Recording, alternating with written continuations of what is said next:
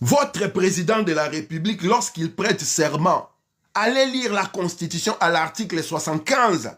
Il est déclaré qu'il est le garant de la nation. Il s'assure de l'intégrité territoriale et de la sécurité des Congolais. Il prête serment pour cela. Il est censé être le garant de la nation, s'assurer de l'intégrité territoriale et de la sécurité de tous les Congolais. Article 75 de votre Constitution. Ce même monsieur-là a prêté serment à 2 reprises.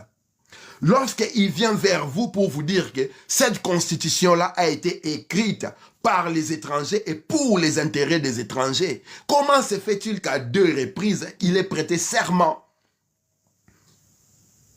sous les sceaux de cette constitution-là, alors que la constitution en question est écrite par les étrangers et pour les biens des étrangers. Voilà comment ce monsieur, dans son incompétence notoire et ostentatoire, met en péril l'avenir de la nation. Pendant qu'il vous propose de changer la constitution, Bunagana était déjà entre les mains de M23. Minembo était déjà entre les mains de M23. Une grande partie des plateaux de Masisi de Rutshuru était entre les mains de M23. Sake, Minova, etc. à l'est du Congo, dans le nord Kivu, et une partie du Maniema du sud Kivu, était entre les mains du M23. Lorsqu'il proposait de changer cette constitution-là, l'idée dans sa tête était quoi? Parce qu'une grande partie des Congolais sous occupation ne pouvaient pas participer au débat du changement de cette constitution, et encore moins s'il y avait référendum, il était impossible de faire un plan référendaire dans les zones occupées. Le garant de la Constitution, c'est lui-là qui devait préserver à ce que la Constitution ne soit violée. C'est illustré dans la parjure internationale. Dans les droits, lorsque vous prêtez serment devant les tribunaux, vous ne pouvez plus vous dédire de vos propos, parce que si vous vous dédisez, ça s'appelle parjure, et la parjure est condamnable par la loi. Les garants de la Constitution, c'est lui-là qui a prêté serment à deux reprises, vient vous dire que cette Constitution pour laquelle il a prêté serment à 2 reprises n'est pas une bonne Constitution, est une Constitution écrite par les étrangers et pour les étrangers. Ça s'appelle parjure. Et dans des pays normaux, dans des États normaux, les parlements devraient les convoquer. Il y aurait eu une motion de censure demandant la destitution immédiate de Tshisekedi. Je vous jure, si Tshisekedi était en France ou aux États-Unis, dans des pays comme l'Allemagne, dans des pays comme l'Australie, il serait démis de ses fonctions par le Parlement. Mais comme ces parlements-là, après la transhumance, lorsqu'il a rompu son deal avec les FCC de Kabila, il a opéré une transhumance où la majorité de Kabila qui était dans le Parlement est devenue la majorité de Tshisekedi sous le label de Union sacrée. On ne pouvait pas attendre à ce que ces parlements-là, disons, l'Assemblée nationale et le Sénat puissent sortir l'idée de convoquer Tshisekedi au Parlement afin qu'il s'explique par rapport au fait qu'il s'est dédié de son engagement selon la Constitution qui veut qu'il protège, qu'il s'assure du respect de la Constitution. Et dans l'article, je pense, 166 de la Constitution, on vous explique les modalités comment destituer un président. Lorsque le président viole la Constitution, ça s'appelle haute trahison. Et rien que pour ça, il devait être démis de ses fonctions. Si ce n'était pas l'Assemblée nationale qui l'appelait, c'est le Sénat, c'est-à-dire les parlementaires, à défaut de quoi? C'est la Cour constitutionnelle. Mais vous savez pertinemment que les 9 juges qui président la Cour constitutionnelle, la RDC, ont été nommés par Tshisekedi. Tous les 9 juges sont de sa province natale et de sa tribu. Donc, il était hors de question de penser qu'un membre de la Cour constitutionnelle, un membre du Parlement, c'est-à-dire le Sénat et l'Assemblée nationale, puissent attraper la balle au bon par rapport au fait que Tshisekedi s'est dédié de son serment pour le destituer. Voilà, nous autres, déjà lorsqu'il a pris le pouvoir en 2018, pas parce que les Congolais l'avaient élu, parce qu'il avait eu 13% dans ces élections-là, mais parce qu'il avait fait un deal avec Kabila. Nous avons appelé au soulèvement populaire en se basant à l'article 64 de la Constitution. Nous nous sommes rendus compte qu'un individu, un groupe d'individus ont pris le pouvoir par la force. Et cet individu-là et son groupe d'individus, c'était Tshisekedi, Kabila, FCC et Kash. Au détriment du droit constitutionnel des Congolais de se choisir leur leader. Le 31 décembre 2018, il y a eu des élections à Kinshasa, couplées présidentielles et parlementaires, et nous savons tous que Tshisekedi avait perdu. C'est Martin Fayulu qui a gagné ces élections-là. Et Tshisekedi vous a dit à haute voix qu'ils ont fait un deal avec Kabila pour conserver le pouvoir, créant en même temps une forme d'oligarchie politique qui fera que ceux qui sont au pouvoir vont demeurer au pouvoir au détriment du peuple congolais qui est paupérisé à l'extrême, qui est aujourd'hui en position rampante. Les Congolais ne marchent plus, ils rampent comme un serpent. En 2023, il organise des élections. Selon la loi électorale, il est écrit à haute voix que les élections durent 11 heures après l'ouverture des bureaux de vote. C'est-à-dire, si nous ouvrons les bureaux de vote à 9 heures, au plus tard 20 heures, les bureaux de vote doivent fermer et c'est la fin des élections. Vous tous, vous avez vu les élections avoir les dimanches, lundi, mardi, mercredi, jeudi, vendredi, samedi, jusqu'à dimanche, plus de 8 jours. Vous tous, vous avez vu des machines électorales sortir des maisons des individus. Vous tous, vous avez vu des machines électorales dilapidées par-ci, par-là et les lieux de vote dans un désordre impossible. Deuxième mandat, coup d'état constitutionnel, coup d'état électoral qui a voulu qu'il reste au pouvoir. Au bout des 2 mandats, il vient vous montrer ses cornes. Et pendant ce temps-là, ses frères tribaux, ses sœurs tribales vous ont montré les couleurs. Bukalinga chakwetu. Bokonyanta malukola bakayansa. Bokonzi ya baluba eza éternel bazokomisa Congo royaume. Soki Tshisekedi alongwe bakocha mwana na ye.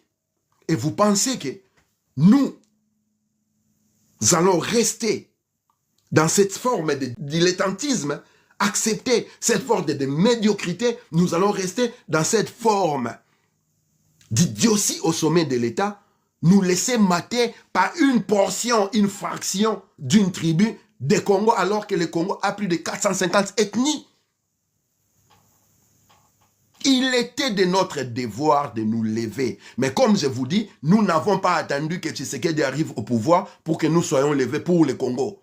Nous n'avons pas attendu que Goma tombe il y a quelques jours pour que nous parlons de l'occupation. C'est depuis 2001 que nous faisons ce travail-là.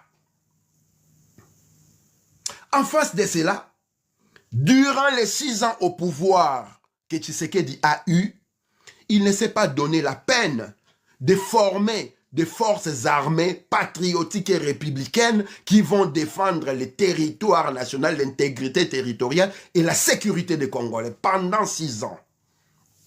6 ans après, à la moindre secousse à l'est du Congo, nous voyons des limites.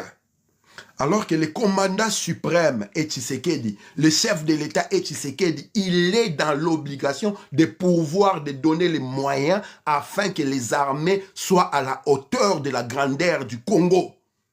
Qu'est-ce qu'il a fait pendant 6 ans de telle manière que lorsque les rebelles avancent, lorsque les agresseurs avancent, vos militaires fuient. Ils ne battent pas en retraite, ils sont en train de fuir. Et le pire dans tout cela, ils mettent des caméras pour dire que ils ont peur de se battre. Pas parce qu'ils sont incapables de se battre. Ils ont peur de se battre parce que c'est lui qui connaît mieux que tout le monde les dangers d'une balle. C'est lui qui connaît mieux que tout le monde les dangers qui est derrière un fusil. À part les militaires, il n'y en a pas un autre.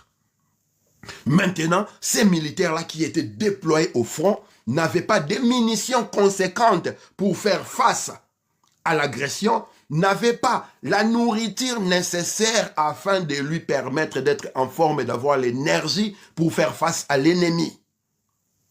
Vous cherchez les responsables. Pendant que les Rwandais vous attaquaient En aucun moment, je n'ai entendu ni le Rwanda, ni l'Ouganda, ni le Kenya aller se plaindre dans le monde. Le Congo nous attaque, le FDLR nous attaque, il faut sanctionner. Vos dirigeants, vos politiques, ceux qui sont au pouvoir, n'ont fait que pleurer, pleurer. Allez pleurer en France, allez pleurer aux États-Unis, allez pleurer en Russie, allez pleurer en Chine, allez pleurer en Angola, allez pleurer au Kenya, allez pleurer en Afrique d'ici, en Ouganda. Et aujourd'hui, pleurer au Tchad, au Mali. Quelle honte! Un grand pays comme le Congo, un pays aussi riche comme le Congo, est incapable de défendre ses terres, est incapable d'allouer des moyens conséquents à ses militaires pour qu'ils puissent s'assurer de l'intégrité territoriale et de la sécurité des populations qui gisent sur ces terres-là. Le seul responsable à tout cela ne peut être que le chef de l'État. On l'appelle chef de l'État. L'État, c'est comme une entreprise. Le chef de l'État, c'est comme les PDG. Il s'assure à ce que l'entreprise puisse fonctionner conséquemment, correctement. L'État, c'est l'administration du territoire et des populations qui sont sur ces terres-là. C'est pourquoi on l'appelle chef de l'État, chef de l'entreprise. Donc, lorsque l'entreprise est incapable de donner les moyens pour que la production se fasse correctement, le seul responsable est celui qui est appelé chef. Lorsque l'État est incapable de donner les moyens afin que les terres et les populations soient protégées, le seul responsable, c'est celui qui a prêté serment comme étant le garant de la nation. Nous sommes dans une situation telle qu'aujourd'hui, après avoir appelé les Burundais au front, qui ont été terrassés par les Rwandais qui ont battu en retraite, après avoir appelé les Sud-Africains au front, qui ont été terrassés, battus en retraite, après avoir appelé les Angolais qui ont fui, Tshisekedi va commander au Tchad. La population du Tchad, c'est à peu près 12 millions de personnes. À Kinshasa, vous êtes à plus de 20 millions de personnes. Le Tchad va déployer ses armées, ses militaires, ses propres enfants, qu'ils viennent mourir sur des terres qu'ils ignorent l'existence, surtout qu'ils ne maîtrisent pas la problématique, sur des terres où la sorcellerie en œuvre, ils ne maîtrisent pas. Les Sud-Africains y étaient, ils se sont retirés. Les Burundais y étaient, ils se sont retirés. Qui, mieux que les Congolais, peut défendre la terre des Congolais? Et nous sommes arrivés à cette situation parce que l'État n'a pas anticipé, l'État n'a pas fait des prévisions pour les futurs, l'État n'a pas investi dans les futurs.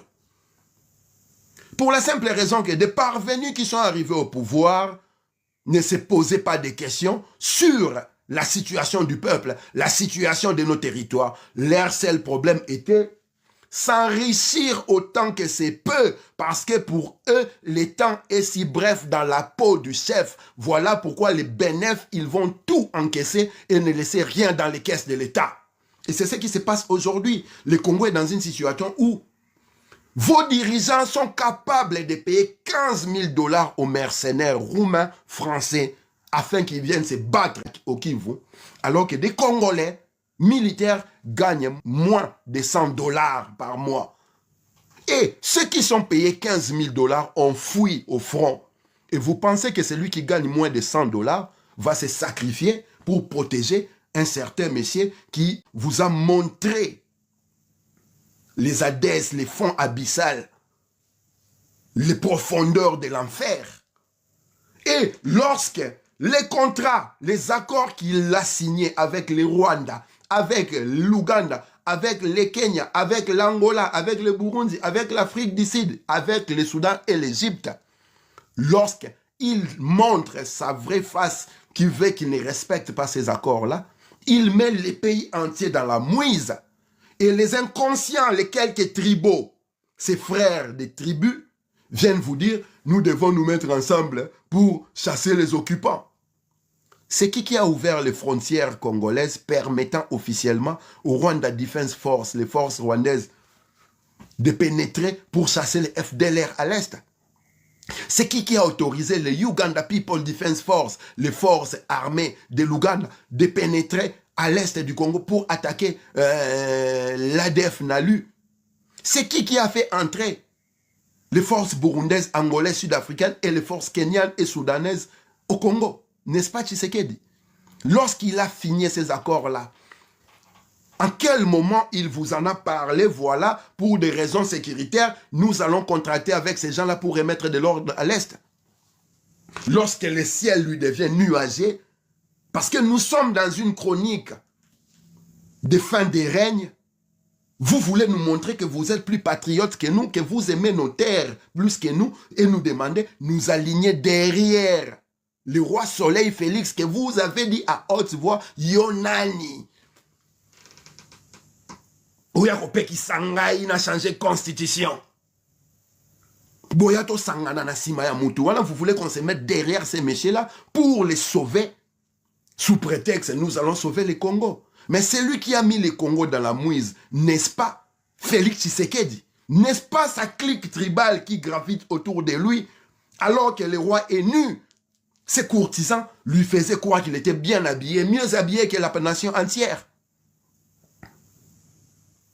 Chers amis, chers compatriotes, chers camarades, chers frères, la situation que nous vivons aujourd'hui, les responsables, c'est Tshisekedi. Et comme je ne cesse de le répéter, s'il a encore un semblant de dignité, il devra démissionner. Maintenant, comme nous n'attendons pas à ce qu'il y ait de bonne foi de la part de Tshisekedi, parce qu'il nous a montré la haine pire que celui qui peut produire le diable, Satan, nous prenons nos responsabilités et nous les disons à haute voix, Tshisekedi doit dégager d'une manière ou d'une autre, de gré ou de force. Et nous travaillons dans ce sens-là pour le mettre hors d'état de nuire en vertu de l'article 64 de la Constitution. Et surtout parce que nous sommes des patriotes congolais, nous ne pouvons pas accepter qu'un individu puisse dilapider les legs de nos ancêtres.